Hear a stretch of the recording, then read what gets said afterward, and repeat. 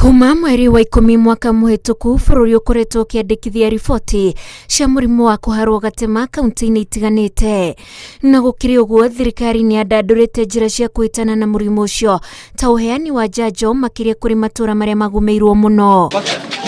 Njanjo ĩyo ĩraheanwo na njĩra ya gũkundania yambĩrĩirie kũheanwo kaunti-inĩ ya Garissa. Ũheani ũyũ ũgĩtanywo gũtambio kaunti-inĩ ingĩ 15 kũrĩa kwandĩkithĩtio gũtuthũka kwa mũrimũ ũcio. Kaunti icio iria nĩ hamwe na Nairobi, Wajir, Tana River, Kiambu, Kajiado, Machakos gatagatĩ-inĩ ka kũngĩ. And we are urging all county governments at this juncture, therefore, whatever bylaws I would have to put in place so that the food sources that we have in the country are all conducted, the food business conducted by people with verifiable hygiene standards. Njanjo mũthemba ũyũ ĩrĩa nĩ ya mbere kũheanwo gũkũ bũrũri-inĩ, ataramu marauga nĩ ĩheanĩtwo mabũrũri mangĩ na ĩkahĩtũkio nĩ rũhonge rwa ũgima wa mwĩrĩ thĩinĩ wa thĩ WHO. Cholera vaccine is not a new vaccine. It has been administered in many countries where there have been major outbreaks with an excellent outcome, and we do believe this will really assist Kenya in controlling the transmission, a number of cases and deaths. Kenya marerwo njanjo ĩno nĩ ya kũrigĩrĩria ikuũ, na ũguo ona rĩrĩa yakundanio ũtheru wa gĩkĩro kĩa igũrũ nĩ ũrabatarania nĩguo kũrigĩrĩria gũtamba kwa mũrimũ ũyũ. While this vaccine is a critical tool, as pointed out by JD when he was giving his remarks, it should not be considered in isolation.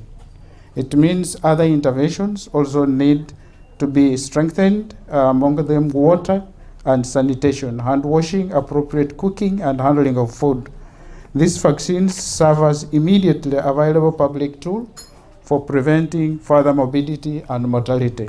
Andũ 900 nĩo maratanywo kũheo njanjo ĩno kaunti-inĩ cia rũgongo wa bũrũri, rĩrĩ kaunti ya Garissa yandĩkithĩtie kũrwara kwa andũ 2,000 na ikuũ 11. Among the 15 high-risk counties, Garissa is one of them.